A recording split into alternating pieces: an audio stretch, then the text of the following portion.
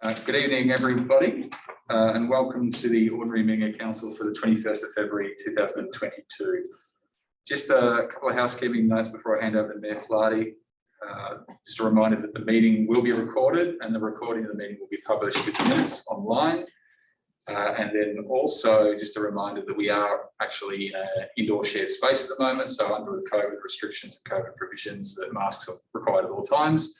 Unless you've got a medical exemption. So thank everyone for their assistance with meeting those protocols. Note that if you're speaking, the presiding member and those who are providing deputations may obviously remove their masks for the purpose of the recording and for the audible across the room. Thanks, Mayor Brad. Thanks very much, Matt. Welcome, everyone. We acknowledge the Bungala people, the traditional owners of the land we meet on today, and their continuing connection to land, sea, culture and community. We pay our respects to elders past, present and emerging, and we extend that respect to other Aboriginal and Torres Strait Islander people within our community. The City of Port Lincoln acknowledges and respects the diversity of cultural heritage and beliefs within our community. As a council, we are committed to serving the best interests and needs of all people in our city, and we endeavour to discharge our duties conscientiously and to the best of our ability. Thanks very much. Please be seated. Let's go around the room. Councillor Broadfoot, Councillor Rousell, Councillor Lynn, Councillor Jolly, Councillor Davis, Deputy Mayor Ritchie, Councillor Staunton and Councillor Dodd. Welcome to the gallery. And welcome to the press, and also to all staff from council. We have an apology from Councillor Davies. Item 3, declarations of conflicts of interest. Is there any declarations, Councillor Broadfoot? Yep, so and perceived conflict with the deputation 9.1. We have a contract for a workforce plan with Matthew Flinders Homes.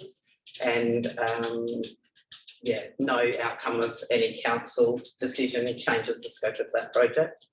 Okay, so paperwork's been submitted. Paperwork's been submitted. I'll stay in the meeting for the deputation. Thank you. And vote? Is there a vote on that? I'm sure there is. Oh, not in the agenda. There's no vote in the agenda. On the agenda, but there will be a recommendation tabled for council consideration. So yeah, that was a late report, wasn't it? Yes. So there is a late report, so I'll leave it at your discretion to, once we start to introduce it, as to whether you wish to change. Yeah, thank you. Okay, Councillor Rousell. No, none. Councillor Lynn. No. Councillor Jolly. No, none. Councillor Davis. No. Deputy Mayor. Yes, Mayor Brad. Similar to Andrea there as well. Same issue. Deputation 111. Received conflict of interest and we'll take the same steps in terms of if the vote comes in at any point in the meeting. Okay, no problem at all. Thanks. Councillor Staunton. Councillor Dodd. Okay. Declarations so noted. And paperwork's in from you, Jack, is it? No, it will be. Okay. Yep. Thank you. Item 4 is confirmation of the minutes of the previous meeting.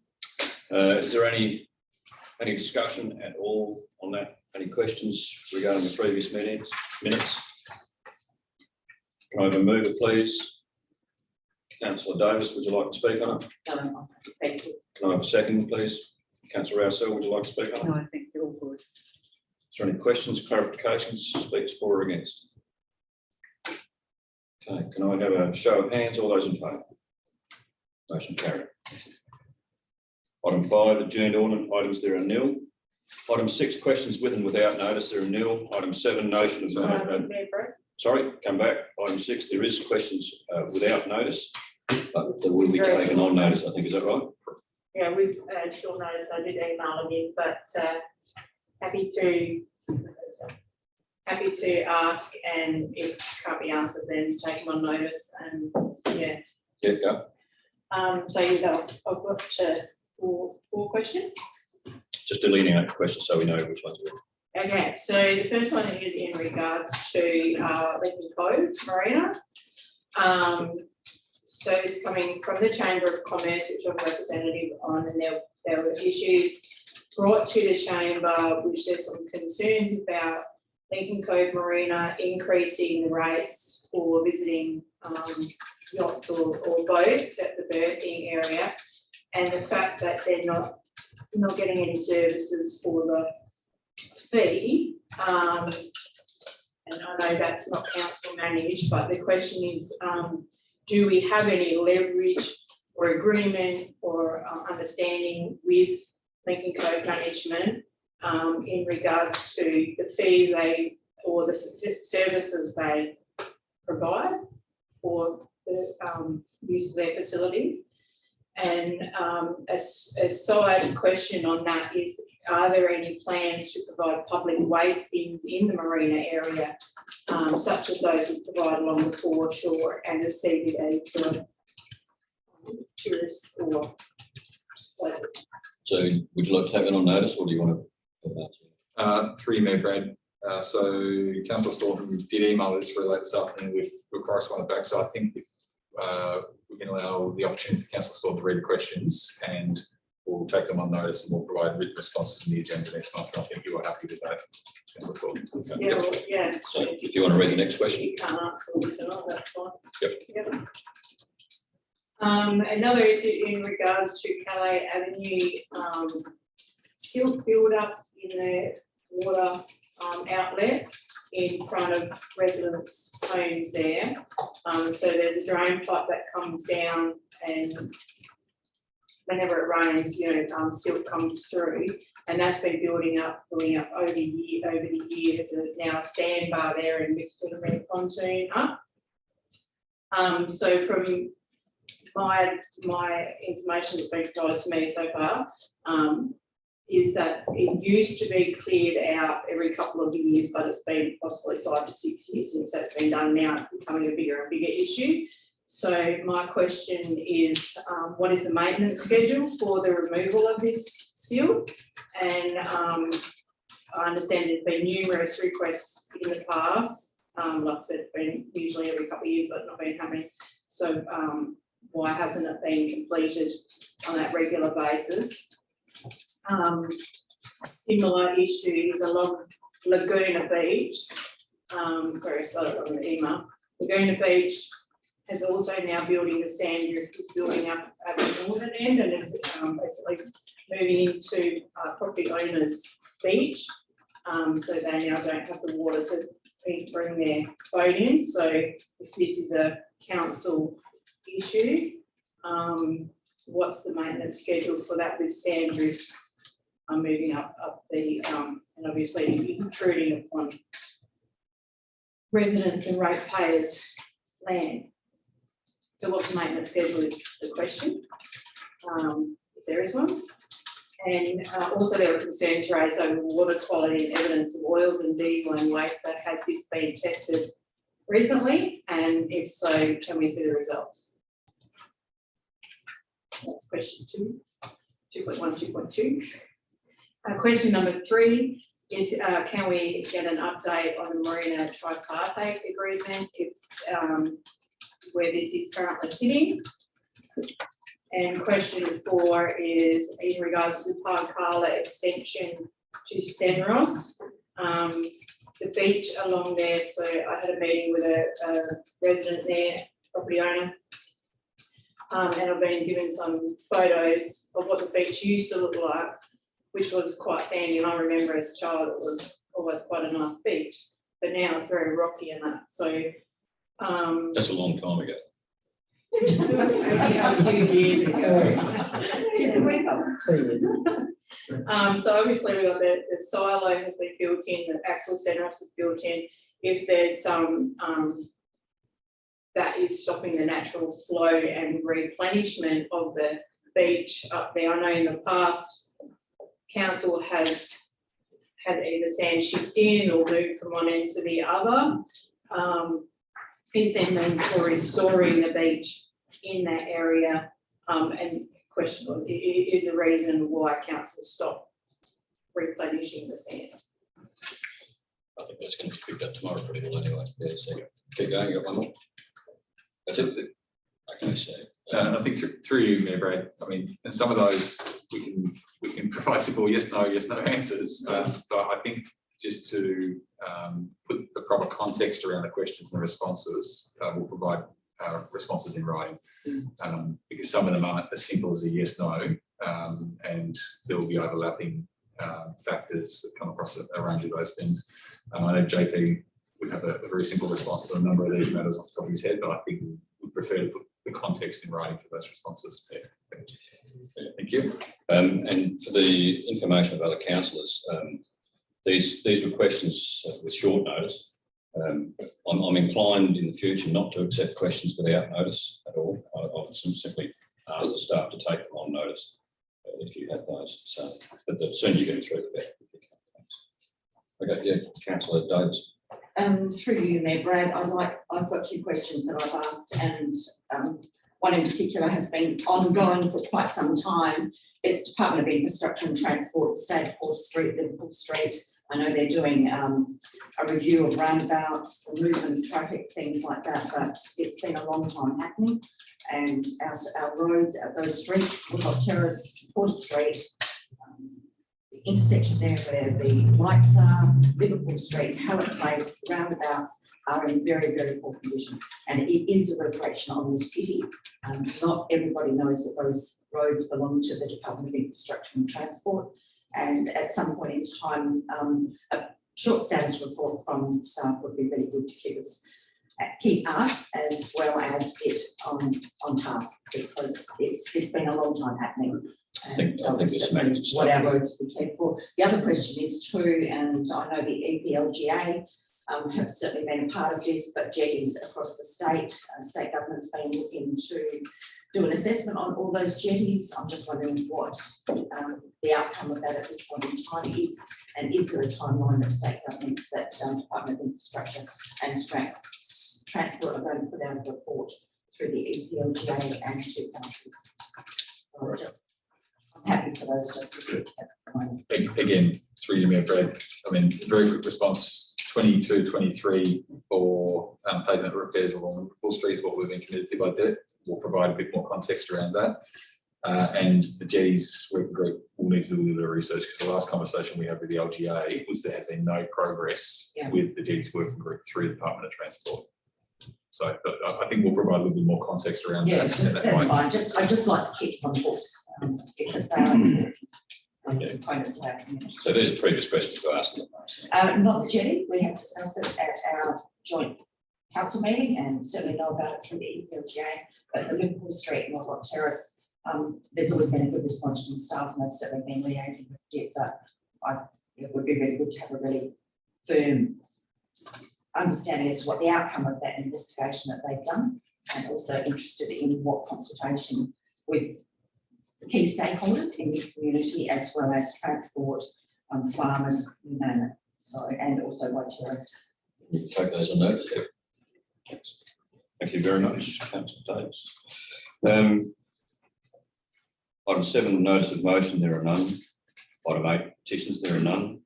Item 9, we have 3 deputations tonight. The first deputation we have is from Mr. Hugh Bailey, who's the marine scale fishery concerns. Hugh, would you like to come up here, mate? And I'll limit your presentation to no longer than 10 minutes with questions afterwards, if you like. Depends on how long it goes. I'm trying my best, 10 minutes. Okay, I'm here to speak to you. Well, first off, thank you for the opportunity to speak. Hopefully I'll get your interest, because I think it's a matter that's really relevant to councils all around the state, especially coastal council. And secondly, I'd like to say an apology for Craig McCarthy, who's going to be here with me tonight, but he's got the COVID. He's just come down, so he's sick and can't attend. There's one main thing I want to talk to you about that's pretty straightforward, and I'll be keen for any questions along the way as I discuss it. If you have any misunderstandings or things you want to ask, what I mean by that or whatever, please do. And I want to talk about TARC, which is simply a total allowable recreational catch. you probably, most of you in the room would have some understanding, I think, that the marine scale fisheries just gone through a fairly major reform. It's been in the process for 5 or 6 years at least. It's been really important for the industry. And sadly, we don't do it badly, but that's that.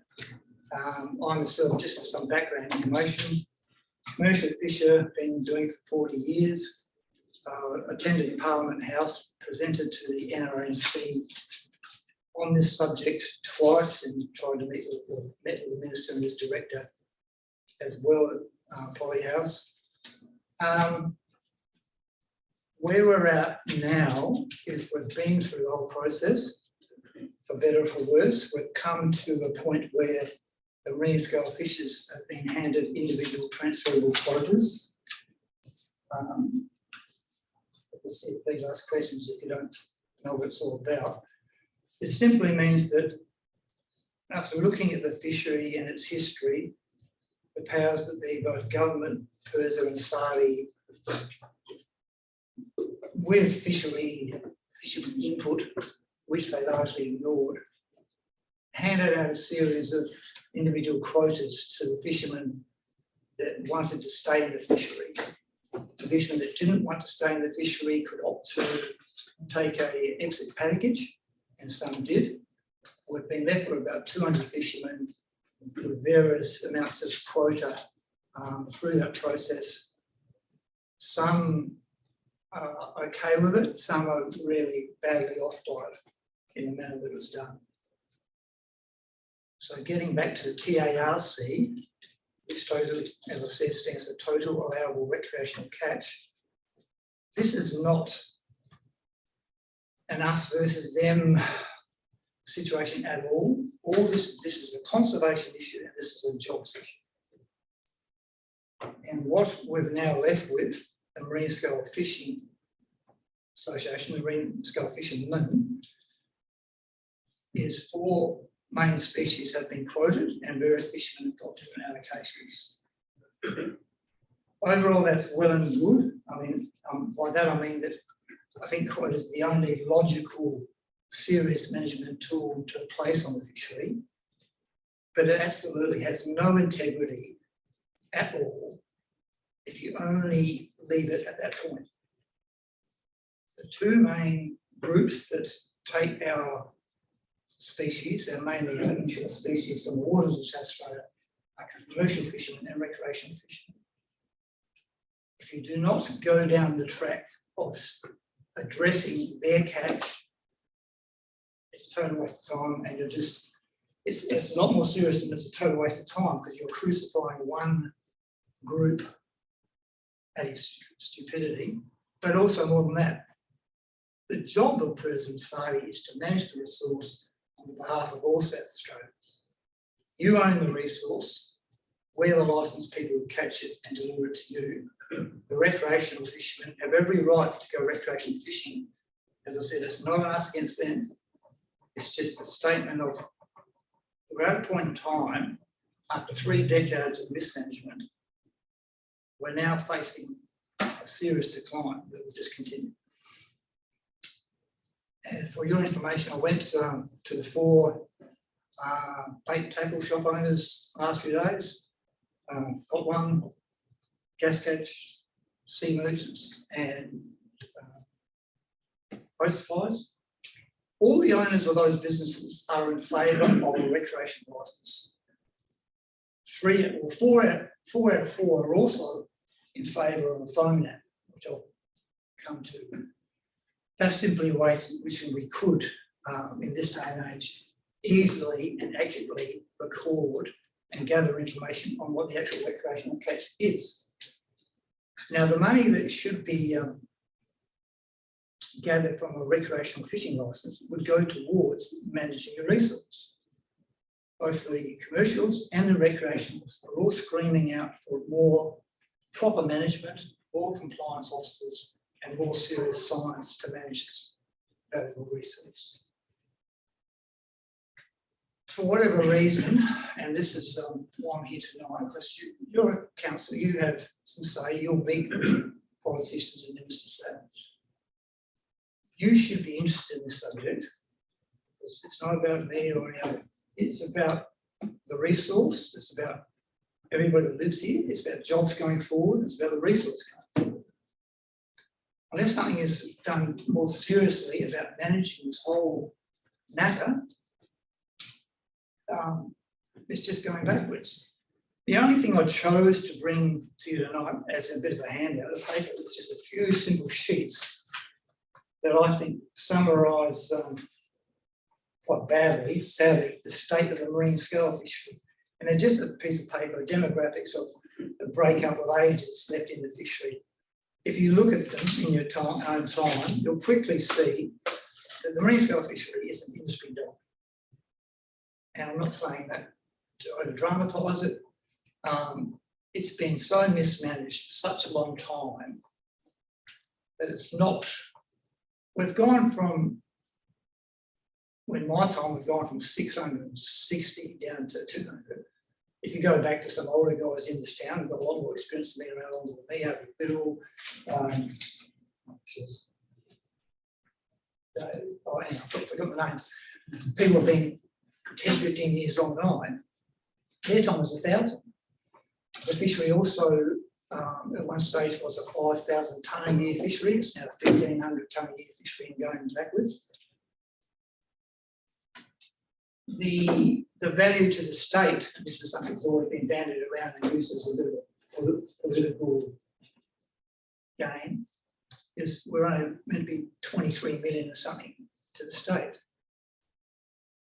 If you understand anything about fishing, you will quickly realise that it could be worth a lot more than that, and it should have been in so many cases, but it's been, because it's been so incredibly hard to make a living from the fishing, because of something, it has not been managed, it's just been regulated to death. But anyhow, so back to the main thing, I want you to all understand simply what a TARC is and why we should have it, and why if we don't have it, the state's going to lose out. In the most simple terms, to manage any fishery, any species of fish, you try and work out its biomass or estimate its biomass. You work out a total allowable yearly catch of that biomass, and then how you manage that through quota or time or shuttle. The prawnies don't have quota, but they only have 7 days a year, and they're very stable fishery. They sit on about 2,000 tonnes, and they've done it for years. The ab guys are quoted, the cray guys are quoted, the shinny guys are quoted, and now we're quoted with the 4 main species. But in all those cases, even some of those other bigger fisheries, they have a bit of a concern with recreational take, probably the crayfishermen the most. But in our case, you're looking at 200 people versus, if you believe the media, there was 200,000 people. Now, bag and boat limits do not cut it one iota.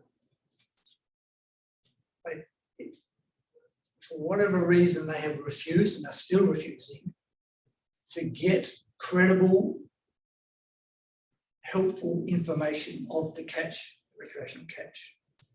It's now 2022, it's not 1970 anymore.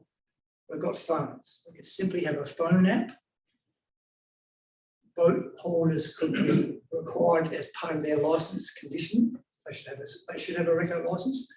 And the purpose of the recreational licence is, most even recreational fishermen can see quite clearly, would help to pay for some of the things we need to do. We need more compliance officers. We need better science out of SARE. We need better policy decisions through your. At this stage, the commercial side of the equation pay for 90% of that management, which in itself is just crazy. It's just ludicrous. It's disgusting. But anyhow, so here we are, and I was in several meetings myself down at SARE where we were actually promised by the scientists there chairing the meeting, we're going to quote you first, then we'll get on with that. Firstly, Mike Spear, who's the head scientist, said at SARE West Beach on one meeting in particular, we all remember, why would we bother to do them if we don't do you? So of course in the real world, they would. But also in the real world, we've got politics, we've got CEOs of government agencies that I'm not really, I can never understand. I don't really know if it's just ignorance or sadly it's ignorance, arrogance and stupidity. But all of these people know what I'm saying to you now. They just refuse to do anything about it. So now what's suggested is they're going to do another survey. The survey, we don't need a survey. We need the facts and figures of what the catch is. There already is by law a distribution between what our catch and their catch is meant to be. I've forgotten how it's described, but simply like if, I think in the case of the Whiting or something, it's meant to be 50-50. We catch 50, they catch 50. An allocation process has already been done, but it's not enforced, so it's useless. You need to wind you up there, Mike. Yeah, I think TPI. Look, please, I'll leave my phone number if anybody wants to ask questions. You should all be interested in this. I don't give a rat's about me up here. You should be interested in this. If you've got any conservation about in yourself, you should be interested in it. And I was going to ask the Mayor, if this is run through with enough of you, I'd ask you to vote at some time. I and Craig would like to put this, do you have a joint council state get together of some description? Would we like to talk about that? Because this is just being shelved. It's really hard to get the attention this needs. It's the Local Government Association of South Australia. How often is that? Well, 3 months, I think they've had that. 6 months for the LGA. Suggest EPLGA might be a good starting point. I'll get this one. It's your decision, of course, but if you discuss it sometime when I'm gone, we would love the opportunity to speak at such a thing. And I'll leave you with this last thing. The really sad part about this is it's quite easily corrected and put on a much better level straight forward. And the thing that also for all councils should be in the back of their mind, everybody in South Australia will be way in front because this hasn't been done anywhere else yet either. The question of recreational catch is not seriously being monitored anywhere. The Commonwealth has pointed out that it should be. If you did what I'm suggesting, and it's not just me, hundreds of other people suggesting, if you put in this phone out, actually quoted their catch, you will have improving fish stocks. If you have improving fish stocks, everybody will be better off. All communities that go down that track in the long term will have better recreational participation. Is there any questions for you? Deputy Mayor Jack. Through you, Mayor. Thanks for the presentation here. And it's obviously a major issue as well for the region and the state as well. And I'm correct that most other states have a recreational fishing license. I think they say it's one of the few exceptions. Yes, that's correct. I don't know, Northern Territory was one that didn't. If you're on the current status, but most others have a license. The big question is what you do with the funds you get for the license. Yeah, and I think you're suggesting there you talked about the app, and I'm sure most recreational fishers would be keen to look at how they record the catch to also support a sustainable. I think one of the most important points to make here is I'm more certain is the vast majority of sincere, honest recreational fishermen, which are the vast majority of them, would be full in favour of these things. Sadly, the Libs and the Labor guys have played footy with it forever, scared, trying to win the recreational vote, but it's gone way past that. And as I said, the people that own the tackle shops, the people and the recreational fishermen, they can see things getting worse, and they want some answers. And sadly, the Perth Sali people don't know like that. I don't understand why they just don't get more serious about it. Is there any further questions for you? No, thanks. I can see you're very passionate about it here, and I think you make some good points.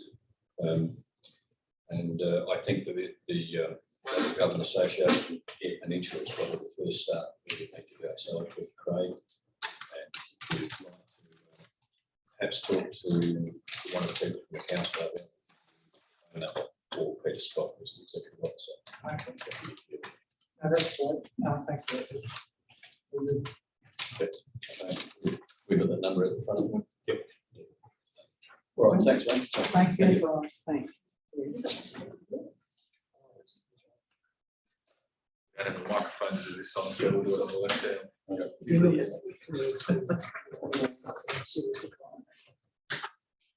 Thanks, Hugh. Item 9.2 is Matthew Flinders Home Access to Drainage Reserve. We've got two representatives from Matthew Flinders Home tonight. If you'd like to both come up to the front here. Thanks. The Chief Executive Officer and board member going here. Right. Yeah. And I'll let you introduce yourself as well. Thank you very much. I'll give you 10 minutes and then we'll ask questions after, if that's okay. Okay, thank you. And you take your mask off for the Thank you, Mayor Brad and Council and CEO for allowing us to make the presentation. I'm Vicky Meredith and I'm the CEO of Matthew Flinders. And this is Damien, and he's a board member, and he is also on our building committee. So thank Council as well for the letter of support that was written. Support of a grant opportunity that we were presented with to build a training centre co-located on our aged care facility. The letter of support was really well received, and I think that contributed to the success of the project as well. We've been advised, and we're happy to formally announce now that we were successful in that grant application to build this purpose-built training facility on Matthew Flinders, co-located with our residential facility. We're very grateful for that. I'm grateful for the government to actually put those funding options out as well. 3.66 million, wasn't it? Yeah, so the total grant opportunity, or the total grant that's been provided, is 3.6 million in total. It's close to $3.7 million project. Initially, it's over a 2-year period, and there's $2 million worth of build and equipment that goes towards the project, and then there's about $750,000 to buy 2 houses located in Port Lincoln, and there's also $1 million, which is over a 2-year period, to have facilitators actually located in Port Lincoln to support the students' learning at the training facility as well. And that's also going to assist with the ongoing costs of running the training facility. That training facility is actually going to be purpose-built to support allied health students, have placements in aged care, and also in other settings dealing with allied health in the region. So I think it will really boost Port Lincoln, and also provide opportunity for locals to do placements within an aged care setting within Port Lincoln. So we think it's a really good benefit to Lincoln. Quite often it's a deterrent for people to do further study, to do nursing or physio or allied health, and have to go to Adelaide and do their placements, particularly if they've got children or families and no support in the city. So the ability to have training and placement, remote training and placements in Port Lincoln is going to be really beneficial. There's an ongoing program of increasing student placements in the facility.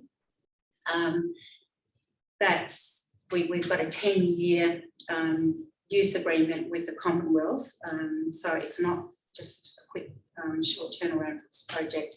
It's going to be a long-term commitment to train and place students in the region, so that they can actually stay in the region and hopefully provide the expertise going forward to aged care as well.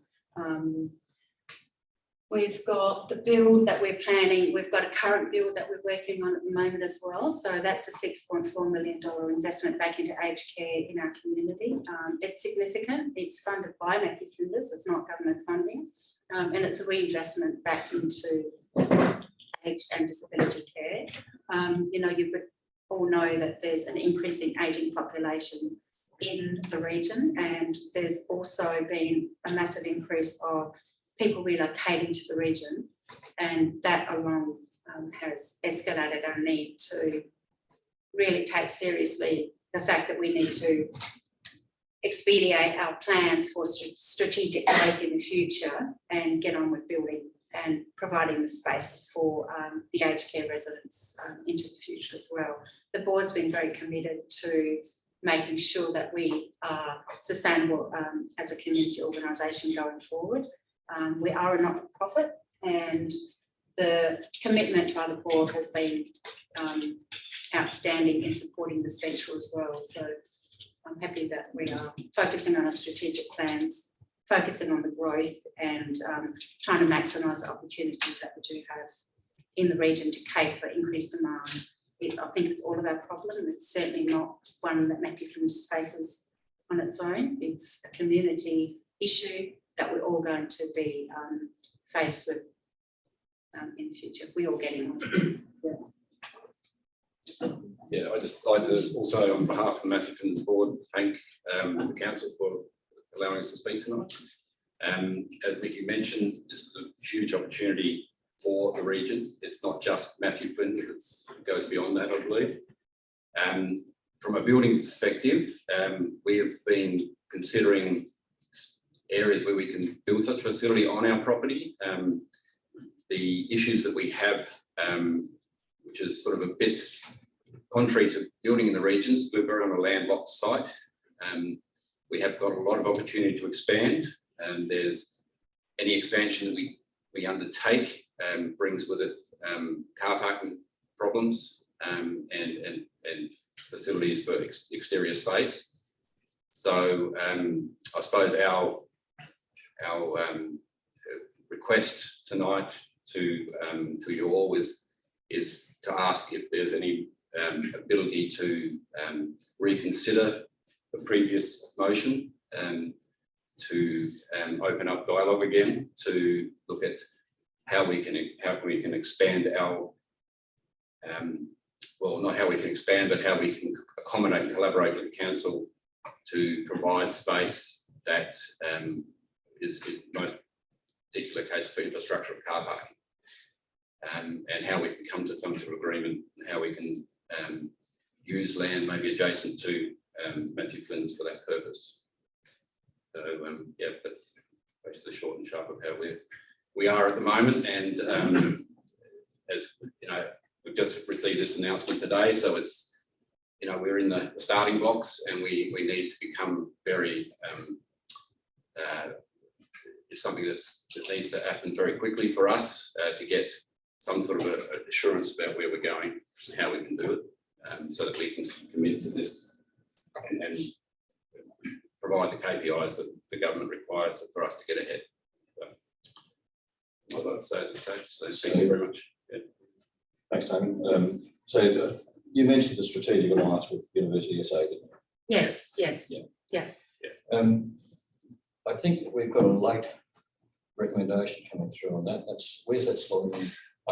Yeah, well, we've slotted in on 13.2 in the agenda, so we can discuss that later on, but I think the opportunity for questions in 11 minutes. Yep. So thanks very much. So is there any questions, Councillor Davis? I've got a few. Thank you very much, and I commend Matthew Flinders for their commitment to the community, knowing how short we are on aged care facility beds right across the whole of the peninsula. So good on you all. Couple of questions in relation to the building that's taking place now. What extra allocation of parking on site that currently exists was required of that building? None at the building rules approval for that. The car parking that's existing was sufficient. Was sufficient for an increase in beds? Yes, for an increase in 15 beds overall. The other question is, and everybody in the room here is likely to shudder, We have a major watercourse there at the side of Matthew Flinders, and we've got various bits of information about flooding and things like that. It is expensive to purchase land in the immediate area. What are your thoughts around the train playground becoming a car park? I suppose. I mean, We would absolutely welcome that. I Yeah, was question. trying to say, if that were an option, we would absolutely welcome that. Yeah, I mean, this is from my perspective, having selling jobs at a Toy Box Childcare Centre, which is a community facility. There's community car parking there. That facility may have an option in time to come to go somewhere else. I mean, there is some land in the area. I don't know, I'm throwing the ball in the air. But we're open to any suggestion or that may come about. Because knowing that the huge development that's taken up further and keeps expanding, the runoff that comes down through there, and it is a watercourse, there's no two ways about it. I mean, we are hoping that whatever we could do would not impede that and have some solution that would be coexist with the water plant. But, you know, that's a cost point that we don't know at this stage what that would be for us as an organisation, so. And that's a final question then too, is if this is a training school, what extra car parks would that be likely to be? Because you've got an increase in staff with an extra 15 beds. You've also got then an increase in number of people attending as a training facility as well. What would you anticipate to be the extra car parks needed for that? I think we believe something in the order of 15 to 20. On a daily But basis? that's just a guess at the moment. We've only So just really really looking got at- to this point, so. Yeah. Potentially around 30 car parks. We did have an application that's been approved with council to develop 13 extra car parks. So that's going to be what we are going to do as our next step. So we have enough car parks to service the existing But facility. you've got stage 2 and 3. don't you? We have, that's right. So it is the future consideration that we are pleading with council to start at least allowing us to enter into those discussions. You know, engineering can be quite innovative these days, and I'm hoping that land use can be reconsidered. We do want to proceed with stage 2. We do want to proceed with stage 3. It's something that we're committed to. You know, Matthew Flinders is 40 years old now.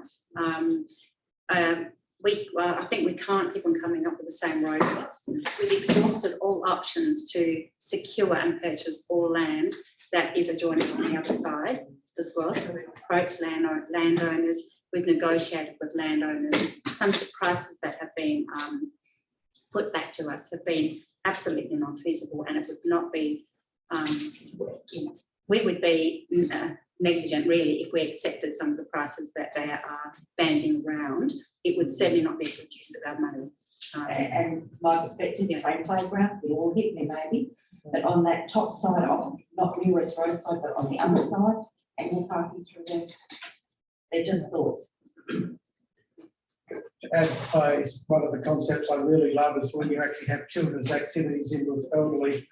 So you may be able to find a lovely match where we have playground and elderly together, a car park surrounding it or something. We do So to do encourage like that. intergenerational Yes, yes. play activities as well. So we have in the past with the Curtin Children's Yes. Centre run quite a lot of intergenerational play groups, and we also do that at the Community Day Centre. We've reinvigorated it there. I think one of the things that stopped it was parents didn't want their children to have flu vaccinations, so they couldn't come into the facility. So we found different ways to facilitate that. Yeah. But absolutely, intergenerational is a brilliant thing, and I think reconnecting with the community as well. You know, having people in a home. You know, these days the concepts are changing regarding aged care as well, and it is more engagement with community and keeping them, you know, not shut up, out there, transparent, young, yeah, moving around. Yeah. Okay, is there any other questions, Councillor Dodd? Nikki, in negotiations with neighbouring properties, did that include Pioneer Village single units? It did. So we did send a letter of offer to Pioneer Village to purchase their whole lot of land or portion of their land. Then I think there's a caveat on their land to say it has to be utilised for aged care, which would suit us absolutely perfectly, but they weren't interested at this stage to actually enter into negotiations with us on that. I think they're just embarking on a new CEO and they've got strategic plans going forward. I mean, I would love to have something like a land swap, or, you know, we've considered a whole lot of different options to see what else is possible so that we could gain access to that land to be able to increase our footprint. What we have come up with are really innovative urban designs, utilising the space that we've got, making sure that we are thinking about designs that are going to be building up and using every inch of the footprint rather than having to expand when we don't have the options to. We've placed urgency on it. So we have looked at more urban design concepts rather than wait for land sales to come up or having to pay exorbitant prices for adjoining land.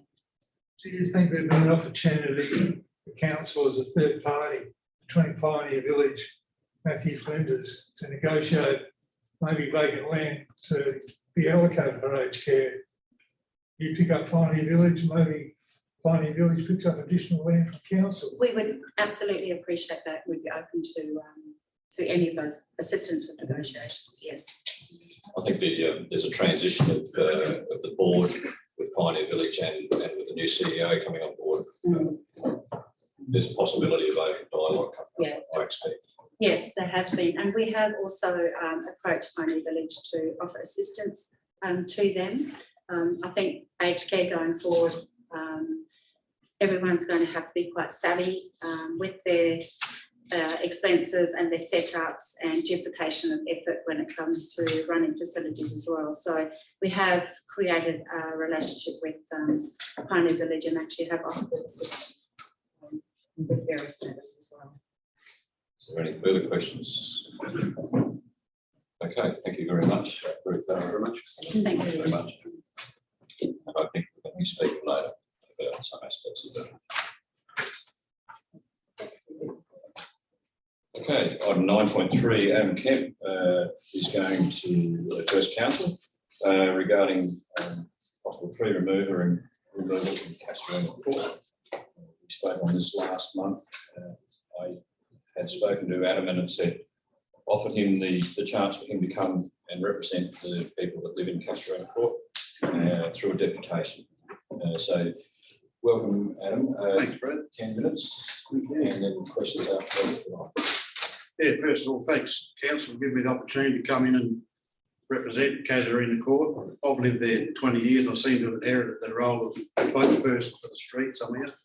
They all seem to think I can sort things out for them. A lot of them wanted to come tonight, but because of COVID, I guess they didn't really want to come. So yeah, we just sort of wanting to wonder whether council could reconsider our proposal to have another look at these trees.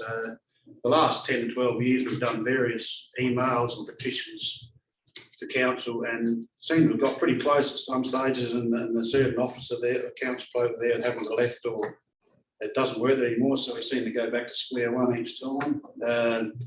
They're creating a lot of problems up there now. There's one little girl on the street that gets asthma from the itchy balls on the tree. She can't play out the front. Her parents, Matt Forrest, seem very concerned about it. The constant cleanup of the leaves is a daily thing. It's underneath my house, the pole house, the leaves are like this. It's a risk for vermin, fire risk, constant cleanup. We're all encouraged to keep our blocks fireproof, and this is not helping the situation. We're just wondering whether council could reconsider in removal of these non-native trees. Everyone in the street, the 9 of us that are affected by the trees, the first 3 residents up the top of the street don't have trees there anymore. They disappeared years ago, not sure why. So they're not directly affected by these leaves. There's 8 trees in total. The one down the end is dead, so that's really got no leaves. They drop leaves continuously twice a year. There's 2 or 3 old people now on the street that find it hard for them to clean up. We're actually helping them and clean their gutters out because they can't get up and do their gutters anymore. Yeah, so we're just honestly asking if we can sort of be a bit reasonable and reconsider our proposal that we're having, spoken to all the other residents, they're happy to fork out a little bit to put towards it if need be. I am myself, I'm happy to put towards it. I'm not fussed about the price. Just wondering whether you could actually reconsider replacement of some non-deciduous trees, deciduous trees that won't drop constantly and stop our fire risk, vermin risk. Yeah, we're just hoping if you could reconsider our proposal and have another look at it and come for a drive up and have a talk to the residents up there. They're all 100%. They just, it's been going for, well, I've been putting up for 20 years. So yeah, just wondering whether you could reconsider and have another look at that proposal and help us out of it up there. Be much appreciated. Thank you for your time. So the questions for Yeah, in your 20 years you've been there, have they ever been pollinated? No, well, they haven't, but they've been trimmed on various occasions. But they grow quite fast. The ones out in front of our house, they're like that, and they're starting to lift the curb a bit and get close to the extra boxes. So they're constantly getting bigger at a rapid stage, like rapid pace. They're sort of out of control, I guess. Yeah, so I've been through and had a look, and they're wonderful trees. Yeah. In appearance, they're wonderful trees, great shade, and everything goes with it. Yeah. But similar to Tasman Terrace, the pollinating does restrain the growth of the trees, constrain also the leaf drop. Yes, yeah. So I'm just wondering, is there a trade-off there somewhere? Well, I guess, I guess with the constant, the street sweeper comes down frequently down the street, but doesn't seem to have much luck because most of the leaves have gone into around the property. So they don't, I suppose the cost of that for council and the cost of constantly trimming them back and doing what you proposed, as well as the damage in the future, the possible curbs, which is possible very soon, like the curbs are going to be lifted and getting close to exit boxes. I think in the long run it's probably nicer to keep everyone a bit happy and hopefully remove and put something a bit decent in there. It'd be lovely to see. That's what we're all sort of asking for you to consider that once again. questions? Thank you. Right, thanks. One other quick Oh, sorry, question. sorry. When it came up at the council before, there was only a couple of people on the street, I think there were, had commented or were going to contribute to it. So it's very difficult to determine the number of people who were actually supporting it. Sure, I've got a list which I emailed to Matthew. There's 9 of us now that are all behind Rivingham. The other 3 at the top of our street aren't affected, like I said, because there's no trees there anymore. So it's basically from number 6 down, the 9 of us down in that cul-de-sac. We're all the ones, everyone's behind it basically now. So I think it's got a little bit overgrown now to hand now, and that's sort of like, yeah, we're pretty keen to put some money towards it and see if we can get something resolved. Thanks for that. Thank you. Thank you, Adam. Thank you. Okay, I'll just throw to Matt regarding this particular issue, because there has been a council motion, and there would have to be a revocation for us to change that. Yeah, there we go. So through you, Brad. So thanks for that. So I think standard process is just for council to note receipt of deputations.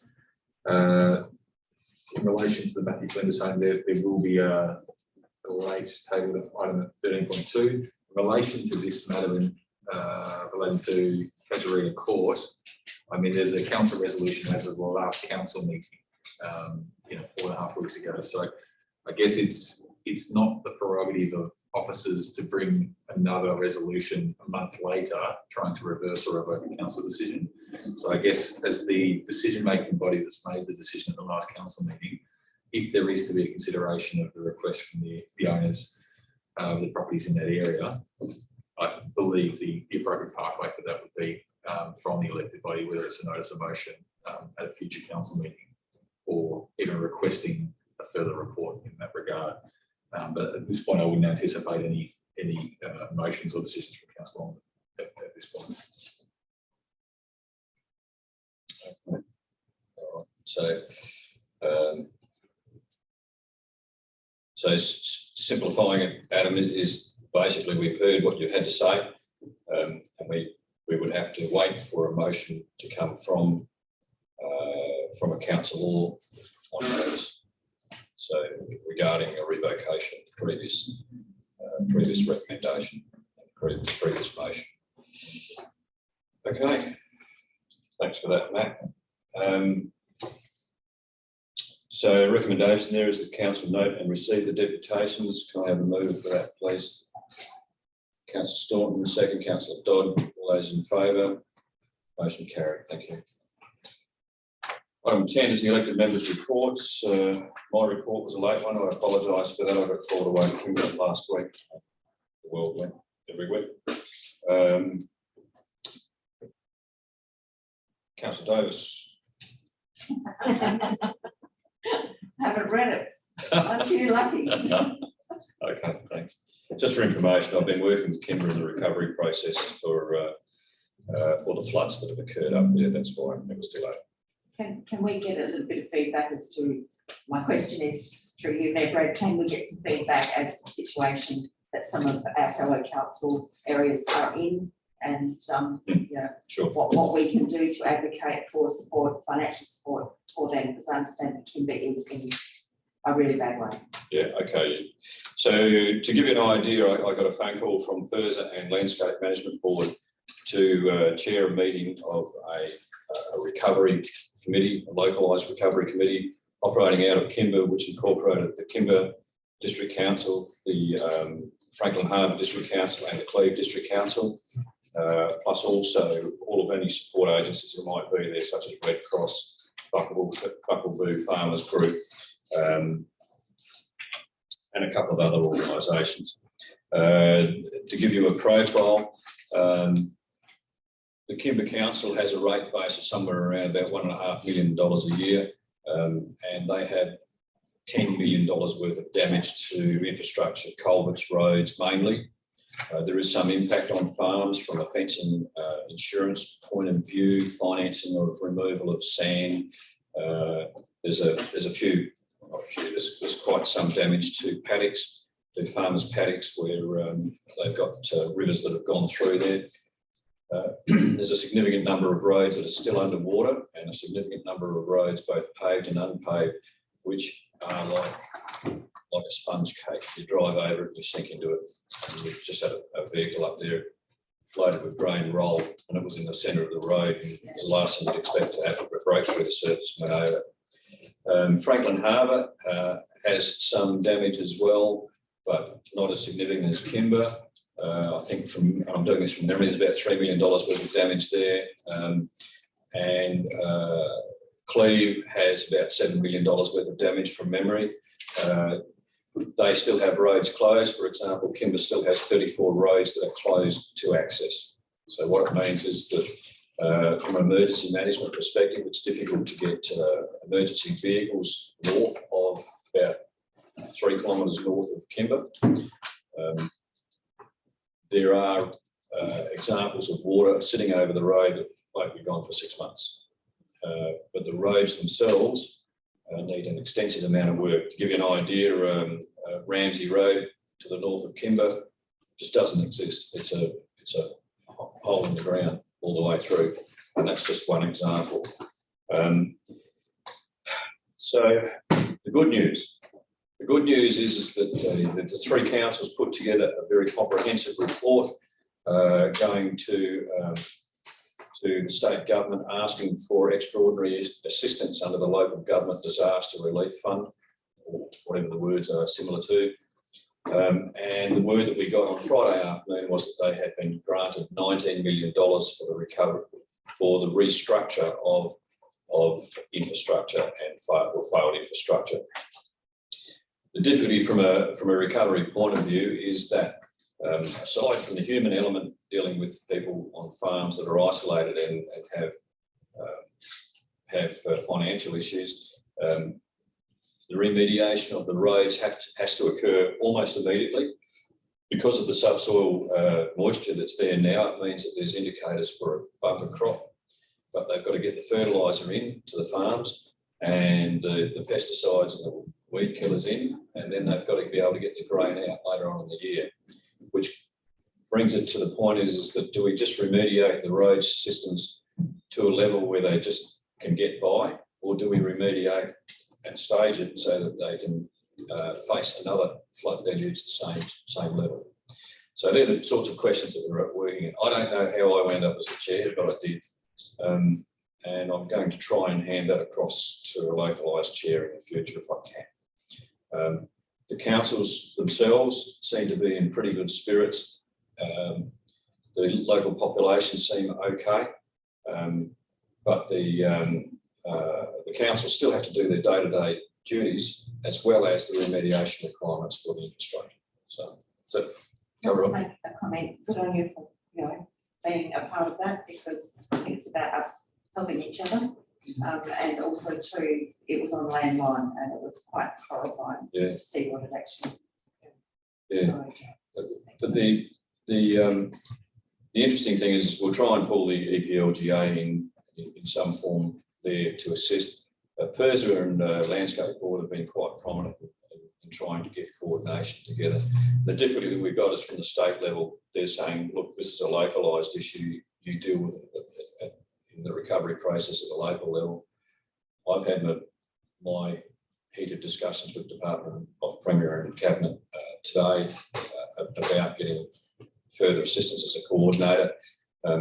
What we have to do now is realise that they've given a fair bit of assistance from a financial point of view, which is backed up by the federal government, by the way, but it's now up to the local communities to make sure that we can come together. So if you're here or if you feel the need to be engaged with some of the councils that have really been impacted, which is mainly Cleve, Kimber and Franklin Harbour, a little bit for Lower Air and a little bit for Streaky and Elliston, but the initial three are the first ones. If you can give them a hand in any way that they will appreciate it, that'd be great. So I think there's probably a big opportunity for someone there that might want to go in there and help out from a coordination point of view. Coordinator's role in there would probably be 6 weeks full time, I suppose. But again, it might be that you step away from 2 weeks. So yeah. So that was from the rain incident, the severe weather event that occurred at the end of January. And it was interesting that everyone, the state government came through very quickly, but we didn't even get an opportunity, I think, in January 2019 floods.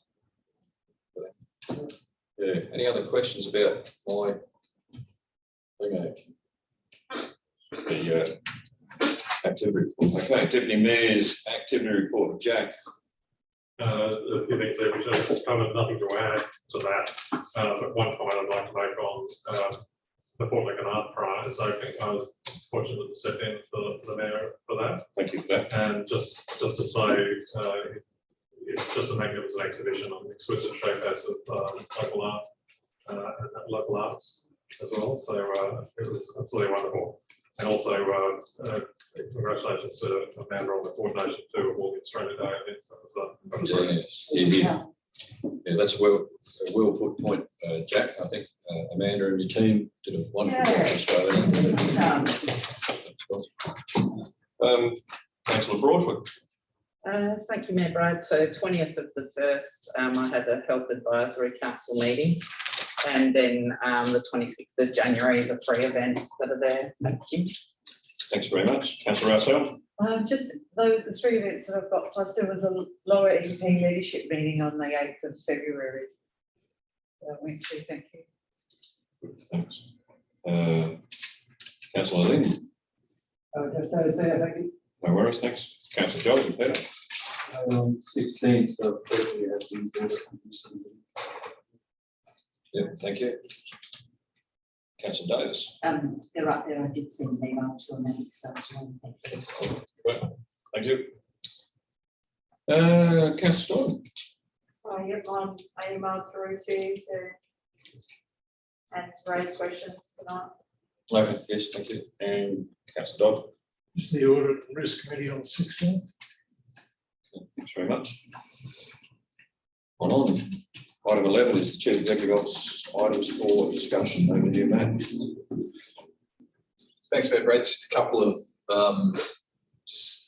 updates on various matters. So just a very quick update. We have been keeping up to date in relation to the COVID situation locally. You will note that, or you may note that the active cases locally have increased a little over the last 3 or 4 days of a reporting period. We're going back from a situation where we're having, 5 to 15 cases locally, back up to around 25 to 35 cases locally. So it's a small spike, but the outlook from AFR North Health is that they're not seeing increased presentations at the hospital or anything like that. So hopefully it's a small spike, but we will monitor that. I guess given the overall downtrend in COVID locally, we have resumed full council service delivery as of today. So last week we took all limits off our indoor facilities, and this week we resumed group activities in the library, and Milk Cottage will reopen. But effectively it's business as usual from a council perspective. Obviously we've got COVID safe protocols still operating within all our environments, which is our masks, physical distancing, our hygiene practices and things like that. So again, we're in a situation where we've moved from weekly CEO meetings with Air and Far North to fortnightly, just as we come off the tail of the COVID outbreak, which you saw in January and February. So they will keep on a fortnightly basis unless things start to increase significantly again. Just a quick update on the SA Water Desal Plant Site Selection Committee. So as we discussed last time, so the Site Selection Committee has been re-established. It's being facilitated by TSA management on behalf of SA Water and on behalf of the Minister for Environment. I've circulated some information in relation to the makeup of the committee, but we've got representatives, so Mayor and CEO of Tumby Bay, Mayor and CEO of Lower Air, Mayor and CEO of City Port Lincoln, as well as the EPLGA, as well as Chamber of Commerce and various other stakeholder groups interested in the future location of the desal plant. The proceedings and the minutes are confidential of those committee meetings until they've been ratified by the committee and made publicly available. And when they are publicly available, they'll be distributed through the SA Water Org website. As of this afternoon, the minutes from meeting 1 are publicly available. It's looking like we're going to have between 2 to 4 meetings per month. And the primary, objective of the committee is to, by around July-ish, is make a recommendation back to SA Water and to the Minister for Environment for a preferred location on the Eyre Peninsula for a desal plant. Aside from that, it seems to be tracking along. There's quite active conversation and discussion. The committee is being chaired by Peter Treloar, who, after the conclusion of the election, will become a fully independent member of the committee chairing that. And I think, as I've said previously, the council seems to be a very genuine attempt to reset the clock, so to speak, and have a clean look at potential sites across the Eyre Peninsula for the desal plant process. So again, won't say too much on that other than we can circulate the minutes as they're available to the public. We'll circulate those through elected members. There is, in the terms of reference, if there's any decisions or recommendations the committee needs to make that may require input from the council. So I guess as far as representatives go, Mayor Brad, Mayor Quigley, and the Mayor from Tumby Bay can represent the general voice of council and the community. If there's any decisions that need to be made that really need to be going back to council, there is provisions in the terms of reference that there will be a hold on any committee decision making, while there's obviously consultation then with the stakeholder bodies that need to have input into that. So if there is anything that we feel that is a council decision that needs to be made or council input that needs to be provided, there will be an appropriate avenue for that at the appropriate time. Just some other quick things. So BBRF 6, so Building Better Regions Fund Round 6 closed on the 10th of February. And we do have a briefing tomorrow night on the Foreshore project. So an extension of the Foreshore project, which includes an extension of Punkola Trail, was submitted for that funding by the 10th of Feb. So previously emailed information out to the elected members around that, but we will provide further information at the update tomorrow night. Weight Reserve, you should have in your calendars a tentative community barbecue on the 15th of March at Weight Reserve. At this point, we'll be looking to release the updated concept plans for the Weight Reserve, which we're working with Damien McQuillan on those plans. But we've also confirmed that we'll also be partnering for the community barbecue with Crime Stoppers. So as part of their regional outreach program. So they've announced a partnership with Whyalla City Council. They'll be launching in Port Lincoln with the Weight Reserve and potentially also with the Foreshore projects. We've got Headspace coming along and we've had a conversation and we've locked in the Lincoln Gardens Primary School will bring all students down to the community barbecue. So that'll now happen at around 12:30 on the 15th of March.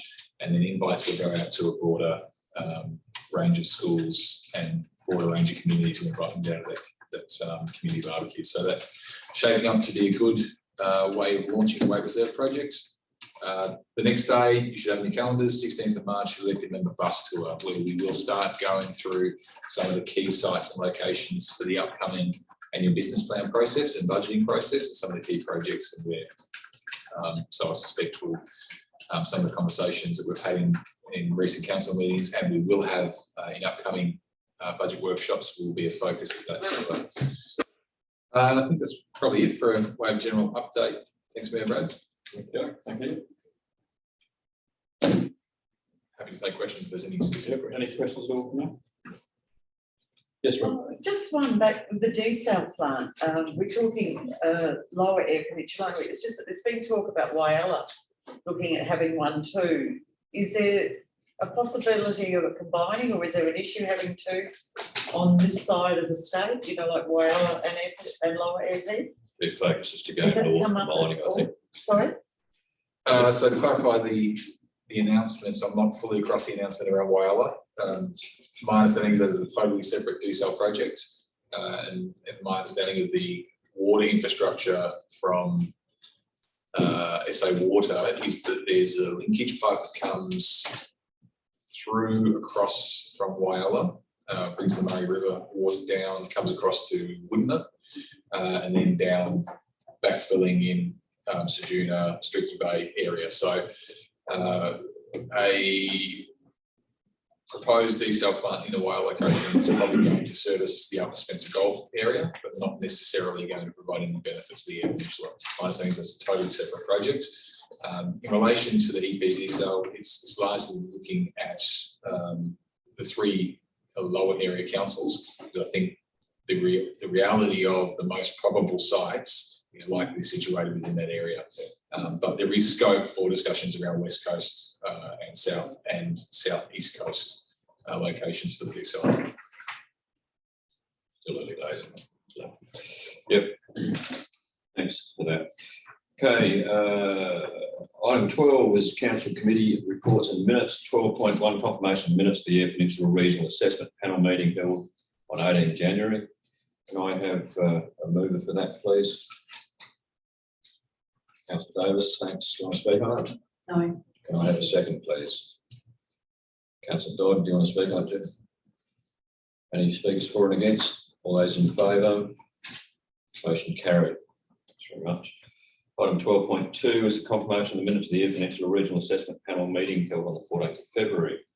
Can I have a mover for that, please? Councillor Staunton, do you want to speak on it?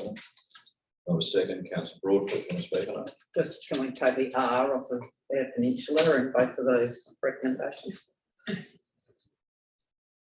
Yes. Thanks. I picked that up earlier on. Okay. All those in favour? Motion carried, thank you. Item 12.3 is the confirmation of the minutes of the Audit and Risk Committee meeting held on Wednesday, 16 February. And just by the way, all the things that we were reading today, I looked at the Audit and Risk Committee and I thought, I'm really appreciative of the fact that they're doing some governance for us. So is there any discussion on that, Bill? Can I have a mover then, please? Councillor Staunton, would you like to speak on it? No. Have a second, please. Councillor Jolly, would you like to speak on it, please? No. Any discussion, moves for or against? All those in favour? Motion carried. Thank you. Item 13, Chief Executive Officer report. Council resolution status report. Before we get into that one, did you want to do that other late recommendation? No, we can, through Mayor Brad, we can deal with 13.1 and then we'll slide in 13.2. Right, so over to you, man. Through you, Mayor Brad, so it's just the action update report for the resolution. So taking as read unless there's any questions on any particular items in there. Clarifying questions required? Can I have a mover then, please? Councillor Broadfoot, would you like to speak on it? Thank you. I have a second, please. Councillor Dodd, would you like to speak on it? Okay, any motions or discussions for or against? All those in favour? Motion carried. 14 is the corporate community reports. So Mayor Brad, stop. Now we'll bring 13.2. 13.2, that's not in your books, I should think. Do you want to go through that, Matt? Yes. Now. Okay.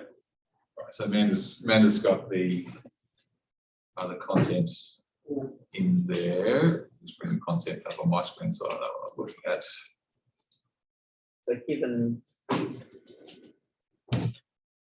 for you, Brad, before you start, I'll just reiterate a conflict of interest declared, which we can add this item number now. And so it's a perceived conflict of interest, given the workforce plan work we're doing with Matthew Flinders Home that's been essentially outsourced. And I'll remain in the meeting. Thank you. Deputy Mayor Jack, do the same? Yes. Thank you. Okay. Being somewhere where I can actually sit. Through you, Mayor Brad. So thanks for the opportunity to talk to this and for this to be accepted into the agenda. It was planned as an item to go into the agenda. We were waiting on some correspondence from Nikki. Unfortunately, that came through after the agenda was collated, but in hindsight, it was probably good because there was no formal announcement around the funding until this morning. It was actually vetoed in relation to the UniSA project.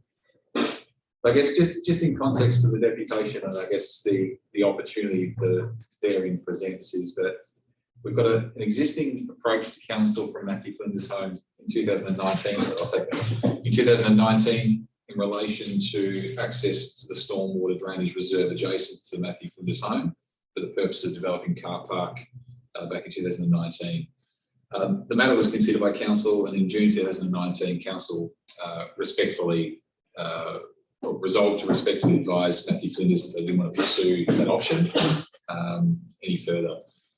What we've seen in the time, it's transitioned nearly 3 years now, 2.5 years since that consideration of council is, as was mentioned earlier, $6.5 million, $6.6 million investment to the site by this home. Numerous conversations and discussions with adjoining landowners in relation to obtaining additional land.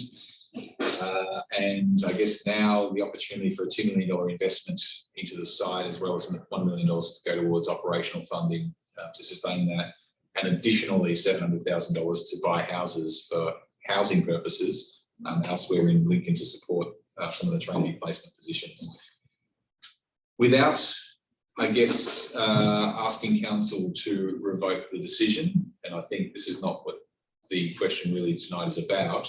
The question tonight is really, does council see and does council want to request that myself and the team enter into discussions? And those discussions could be as broad as surrounding car parking, could be as broad as the train playground, or it could be around what would it take to make it work in that stormwater reserve. And I think there's always a level of conservative approach when it comes to stormwater reserves. We are not the only stakeholder when it comes to developing in waterways.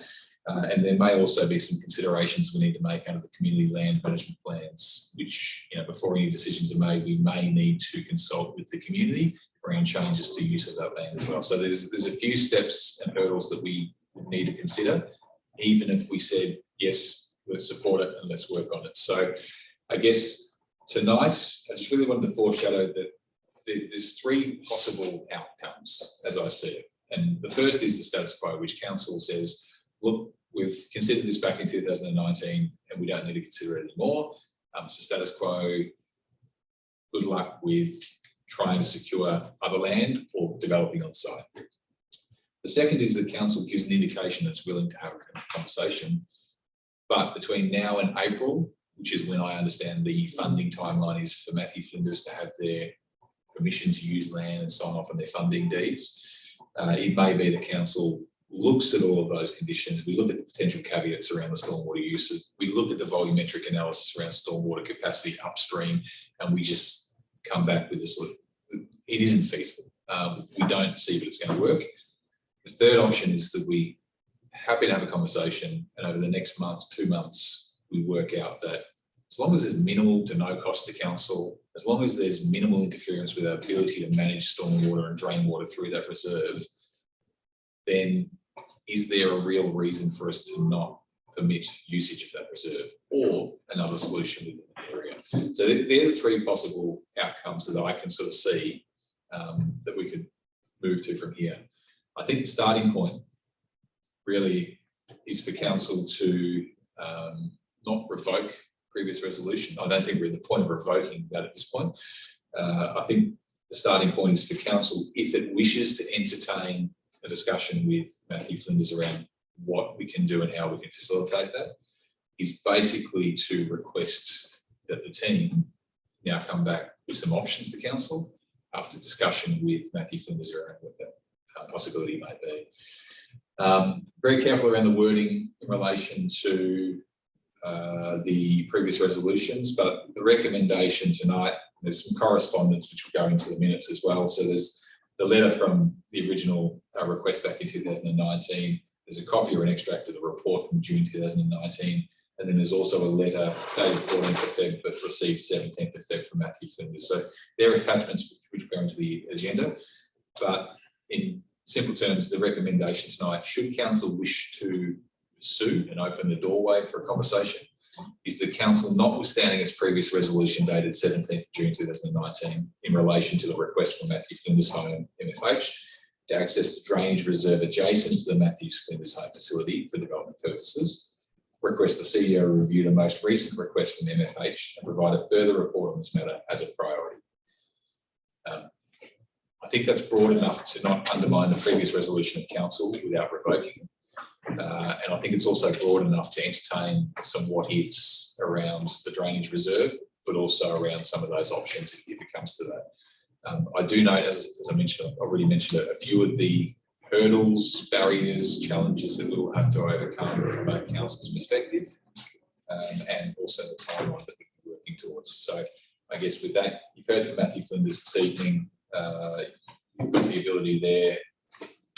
We won't actively pursue this matter because that's the current resolution of council, unless council resolves to actually start undertaking review. Thanks, Mr. Is there any clarifying questions of Matt? Yes, Councillor Levy. Yes, I do have a clarifying question. Has any consideration been given to including looking at handing over the road at the back of Matthew Flinders for Matthew Flinders use, to actually cut that off and make that part of Matthew Flinders Incorporated to increase the area in any of the council deliberations? And I think that may go hand in hand with the car park, the playground as well. Through you, Member Adams. So just to clarify, there is some portions of land which were transferred to Matthew Flinders immediately at the back of the facility, but the road reserve, which is currently a road, yes, I don't believe that's been part of any discussions today. Is that possible to put that in as discussion? Yep, I guess probably the key point for the conversation or the discussion tonight is that we're not at the point of looking into solutions.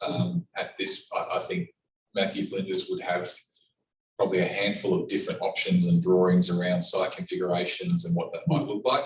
I think, you know, for us to sit down seriously with them and have a look through those and work out where we can facilitate how that might fit. And then ultimately, it might end up being a cost decision that Matthew Flinders needs to make around, is it better to access this reserve and is it going to be financially feasible versus negotiating with adjoining The landowners? question was, is that actually a possibility?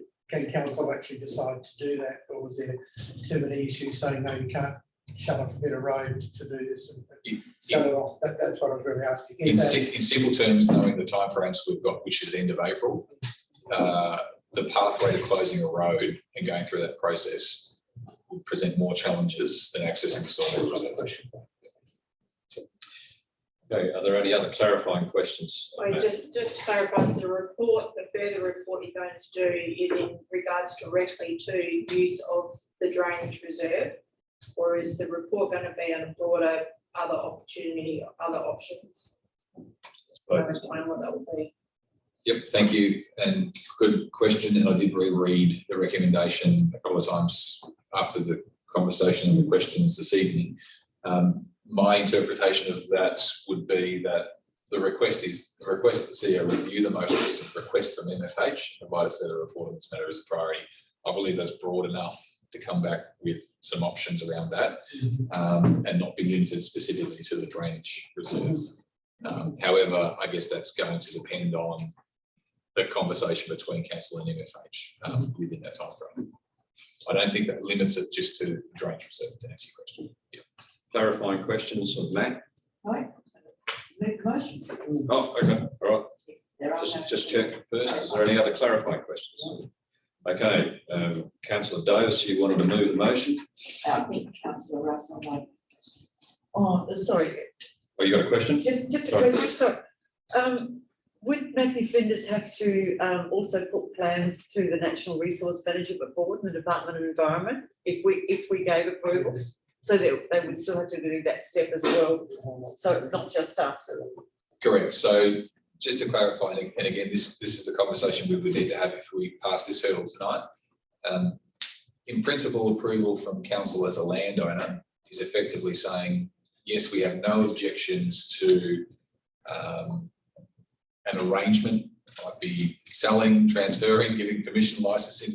We're not at that stage yet with Matthew Flinders for the purpose of A, with these caveats on it. The secondary process that needs to go through, and our timeline for that is April. The secondary process is that Matthew Flinders would still then need to design whatever development they're doing. They would need to submit a development approval. And through that development approval, there would be referral authorities or agencies, including, because it's a water course, Department of Environment, Water, et cetera, et cetera. So even though as the landowner, we might provide some consent to use the land, that doesn't necessarily mean it will be a successful development approval, because there will be other agencies involved. Okay, so councillor Staunton, you, Oh, happy to second it. oh, okay, hang on, let me come back first. So councillor Davis, you want to move the motion Yes. as it stands? Yes. Would you like to speak on it? I think this is a necessary process that we need to go through at this point in time. It's been on the discussion board it's been a discussion point for a long, long time. And also we need to work with Matthew Flinders to look at how we as a community can better facilitate our ageing population. And they're showing some initiative here, and there's an opportunity for us to work closely with them and alongside them too. So we do have a shortage of aged care beds right across the peninsula. Councillor Staunton, you want to second that? Yeah, I'm happy to second the motion that we get a further report from the CEO in regards to the option at this point, and then we can have further discussions. Look forward to that. Yep.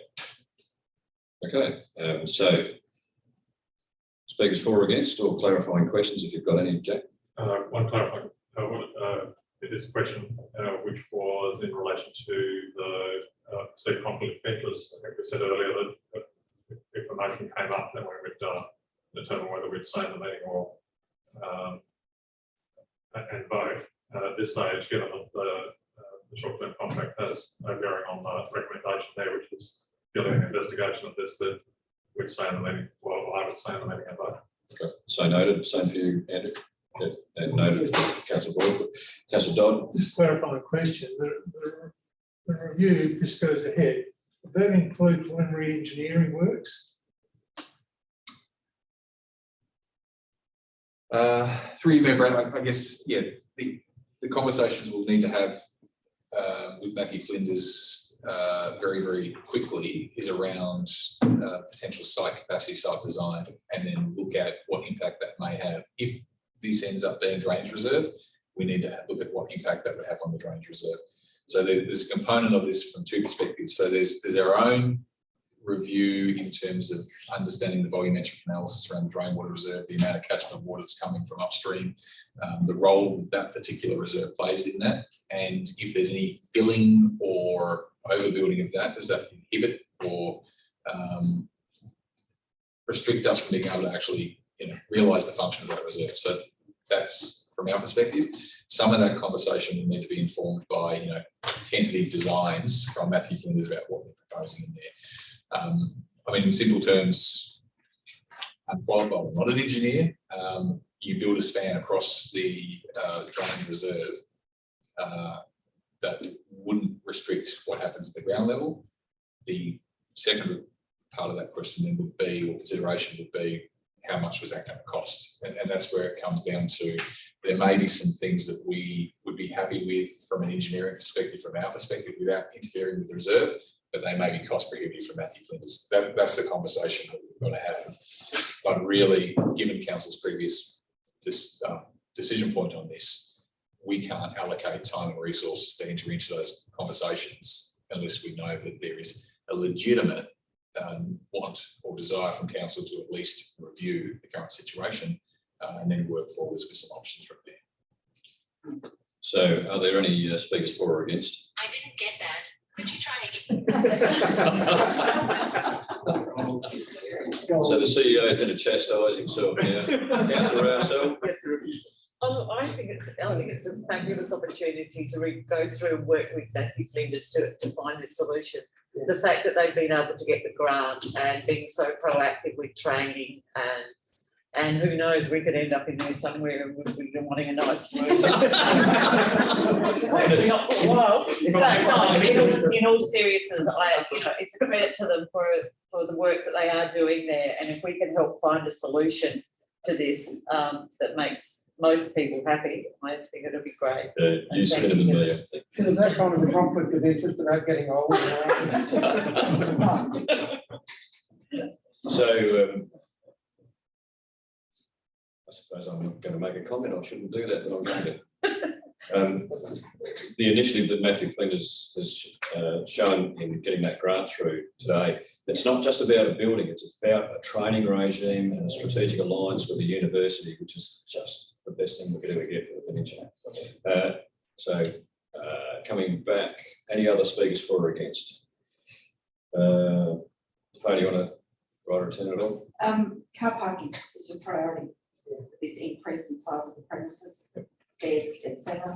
Every day I go up and down New West Road, I see our playground car parks being used by staff at Matthew Flinders. That's not a criticism, it's necessary. Very, very highlights the fact that there aren't enough car parks. Okay, all those in favour? Motion carried. Thank you. Good discussion. Item 14 is corporate and community reports, finance and business. Bonnie's not here, is she, Doug? No, thanks, Mayor Brad. Unfortunately, Bonnie couldn't make it tonight, so I'm going to be covering her reports this evening. So the first report is the local government reform. This report's for information purposes only at this stage. There'll probably be further reports coming to councillors a bit later on as we get further into the implementation of these reforms. Just a reminder, one of the more significant reforms will be the removal of site valuation for rating purposes and the transition from site value to capital value. Council will be planning to make that transition in the 23-24 financial year. But this really is for information purposes at this stage. Are there any clarifying questions of David? It's an easy to read report too, thank you. And that's been reported, given for information purposes only. There's no requirement to vote. So that's good. Okay. Item 14.1.2, draft procurement policy. David, again, this is just an upgrade, isn't it? Well, thanks, Mayor Brad. Yes, it is. It's a review of the current procurement policy. As stated in my report, the current policy has worked well in providing some clear structure and guidance, we believe, for staff in following the procurement process across the different areas of council. The revisions that we've made to this policy now are where we believe it's lower areas where we've had a little bit of weakness, particularly in a day-to-day operational environment, either where we found we're imposing conditions that are a bit too harsh or just aren't practical for the staff to be able to comply with the resourcing that we currently have. So you'll see from the track changes, the most significant change is to the thresholds that we've put in, and we've done that. We were hoping it's going to help ensure better compliance with that day-to-day operational requirements and hopefully efficiencies. We've left it as to be reviewed in another 12 months, so we'll see how these track. And if we find that it's working well, running good, if not, and it still needs some more tweaking, and 12 months down the track, we'll be doing that. But we still believe that it meets all the acceptable risk thresholds, and it was finding that balance that we felt was important. The draft policy was presented to the audit committee last week for their endorsement to come to council. Thank you, David. Any clarifying questions, Councillor Broadfoot? Yeah, I've just got a question. The second to last paragraph in the report detail talks, the sentence isn't finished. So it says to support City of Port Lincoln's procurement, underpin the procurement policy procedures, templates, internal controls and training to support staff in their procurement and delivery of maintenance, capital, operational and economic projects and services have been carried out. So it's all been updated. The one I'm looking at has.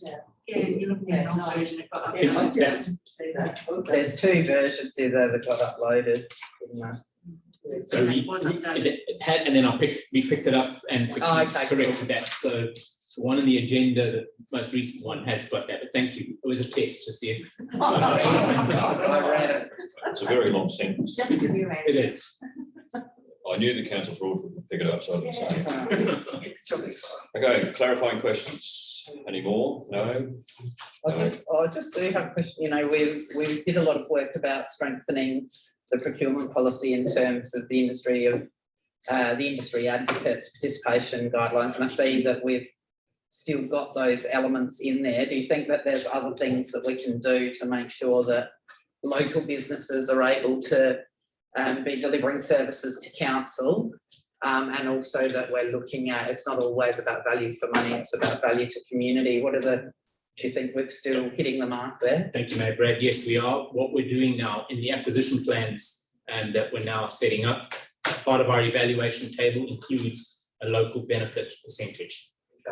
So we're incorporating that wherever it's practical and possible, which is in most cases, we're now incorporating that as part of the weighting. So we're definitely making a work towards that, and where we can as well be reconciliation action plan principles. We're trying to incorporate that as part of our procurement processes. Yeah. Thank you. Can I have a move, please? Jack, you having a move? Do I speak on It makes sense. Can we get along? that? Can I have a second, please? Councillor Jolly, would you like to speak on it? No, Yep. Okay, speakers for or against? Questions? All those in favour? Motion carried. Thank you. Thank you.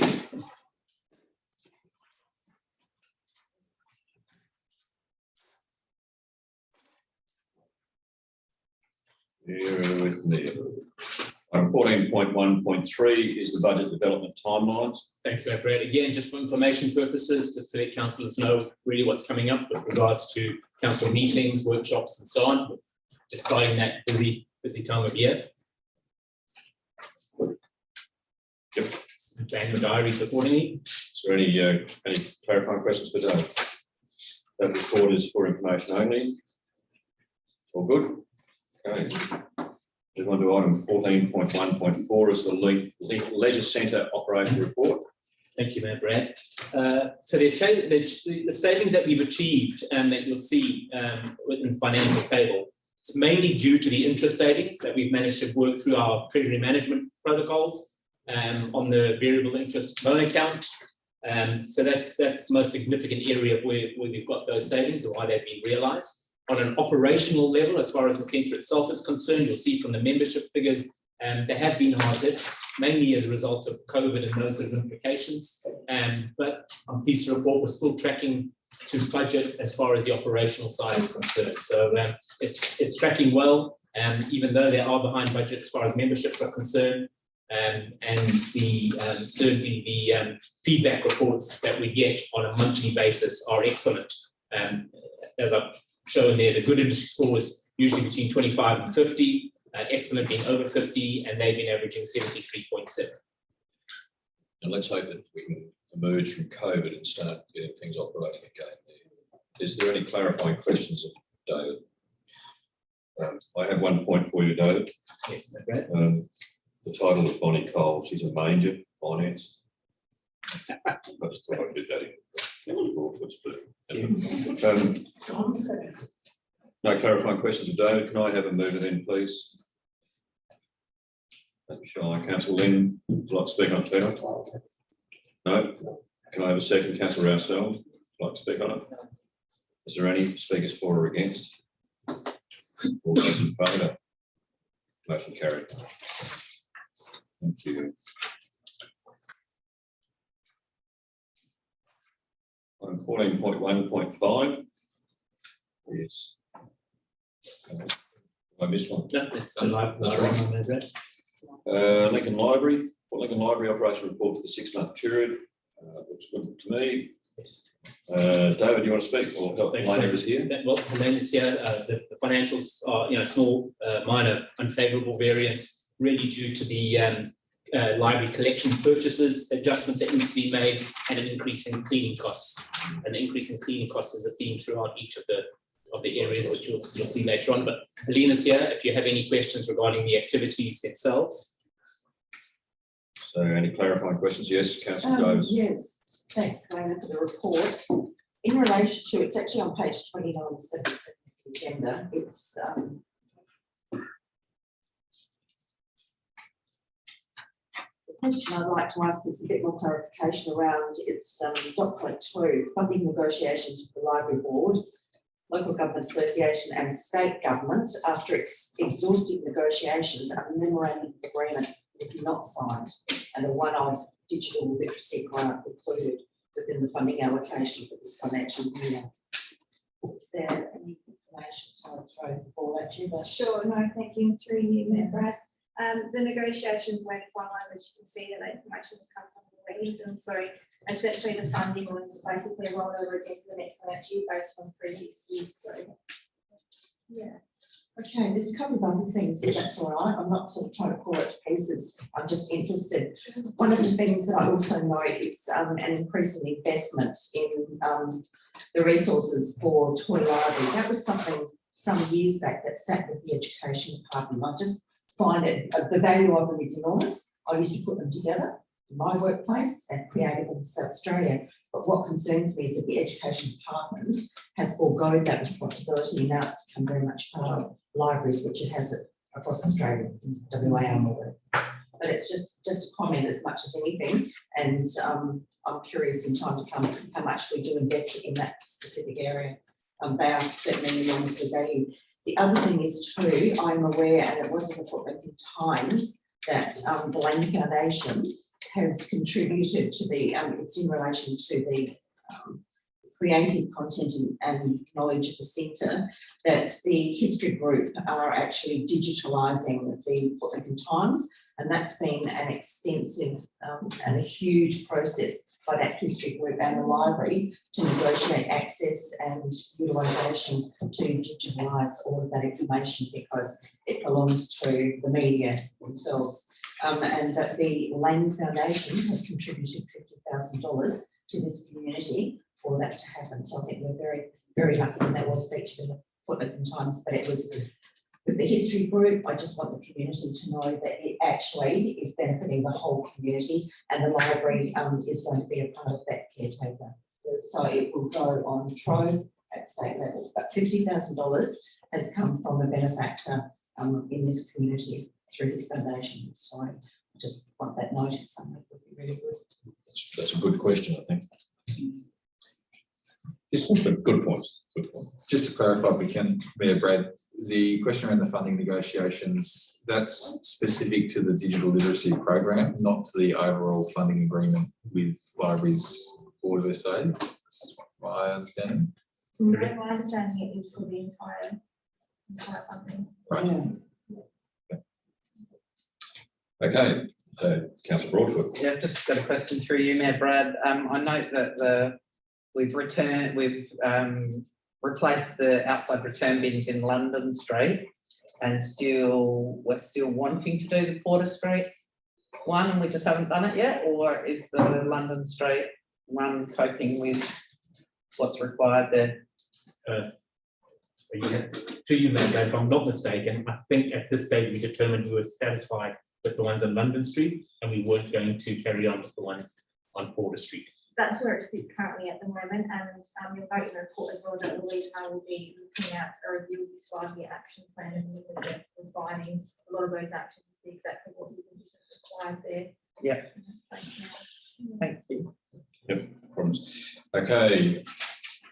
May I have a mover for the motion, please? Councillor Broadfoot would like to speak on it. No, thank you for the report. And the second, do we have Councillor Davis, would you like to speak on it? No, I'll just thank you to the staff.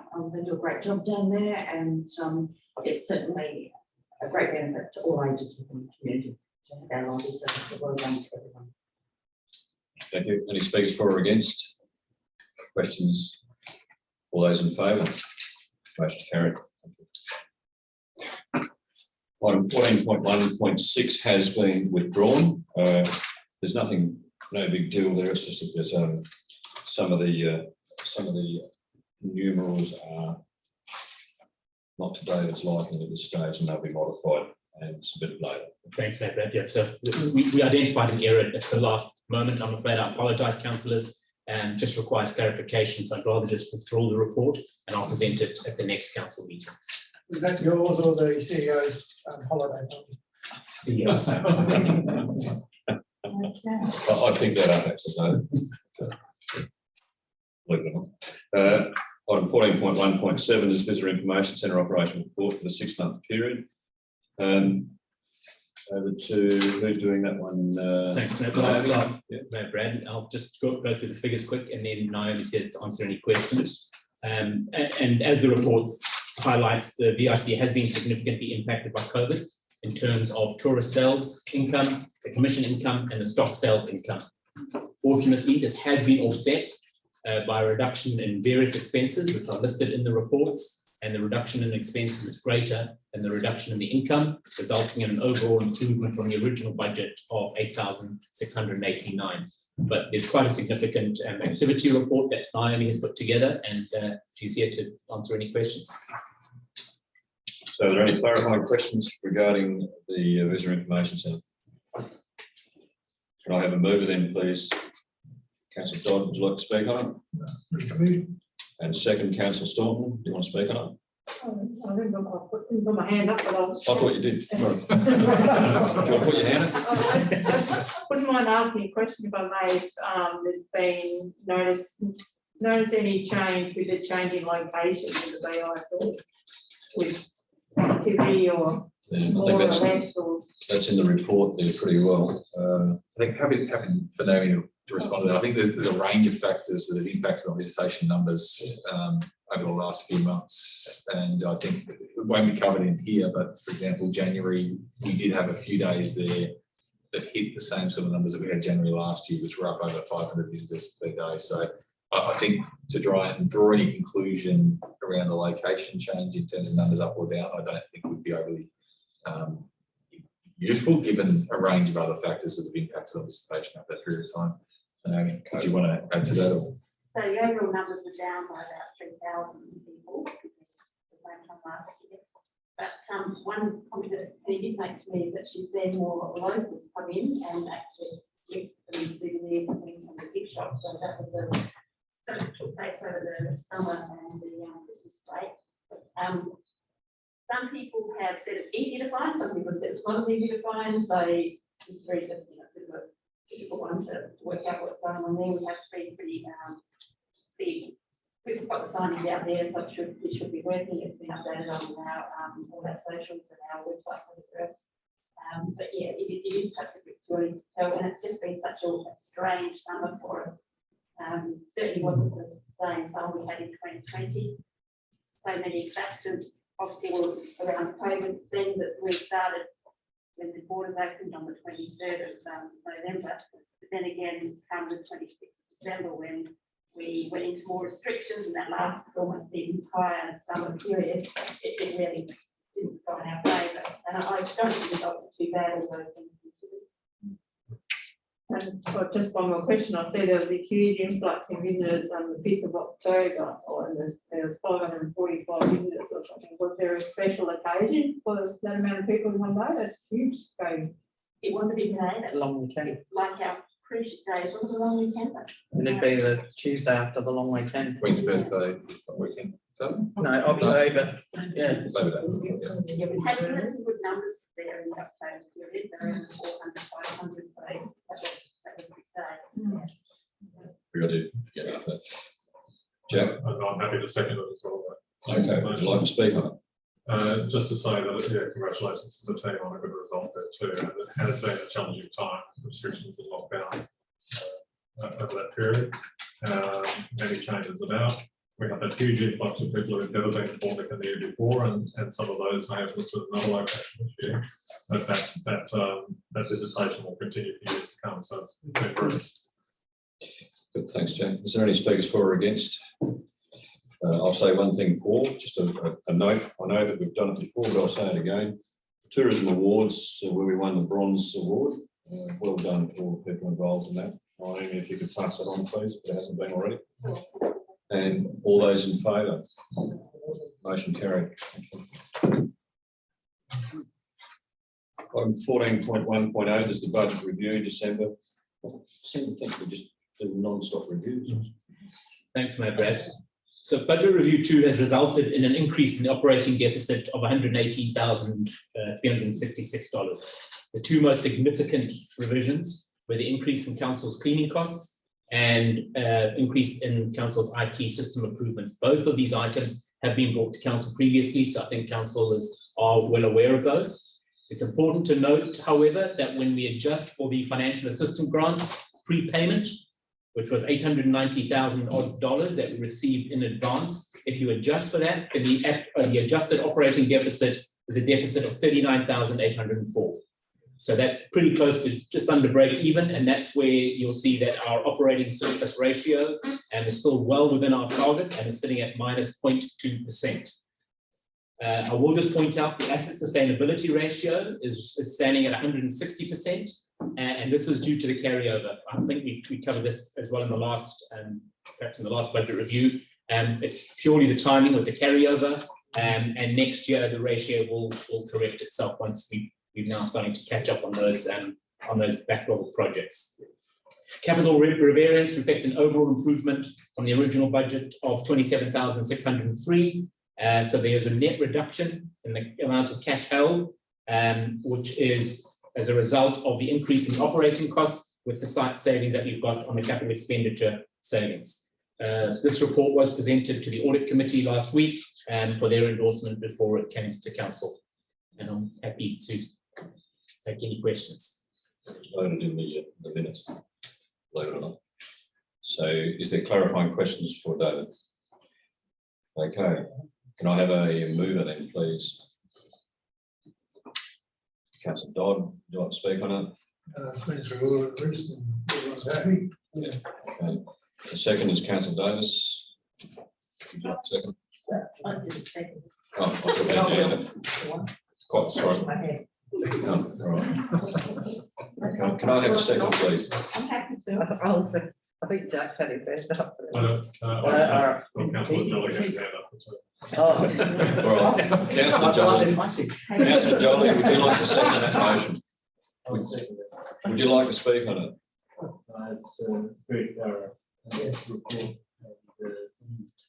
It's as good as can be. Thank you. Is there any speakers for or against? Oh, sorry. That's it. What a think. Oh, yes, agreed. Councillor Johnny, I'll pass that on. Is Is there any speakers for or against? All those in favour? Motion carried. Thank you. Yeah. We're getting there. We're getting this. 14.1.9 is the annual business plan project status report for the quarter ended 31 December.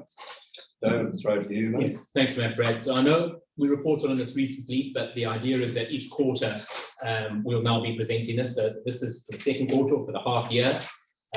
We've done the latest update. I think councillors will agree we're progressing well. We're on track. The big ticket projects are being progressed. We're working through them. Some you'll see there's delays, material delays, that sort of thing, but I think we're making good progress all in all, and we're trying to keep this as much on track as possible. The report is broken down into new and upgrade, renewal, and operational new initiatives. I'm happy to take any questions. Is there any clarifying questions of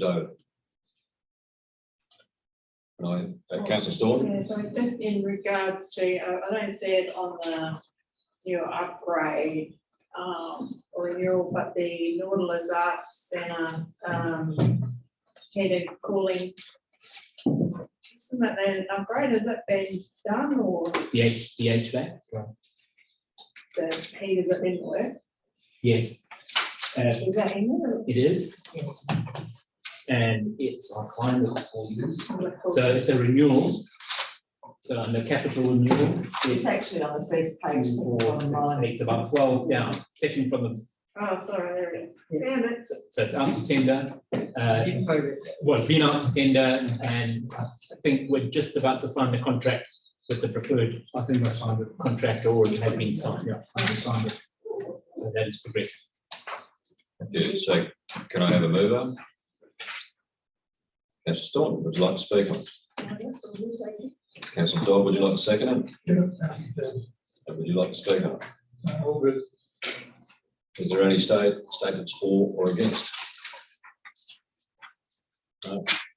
All those in favour? Motion carried.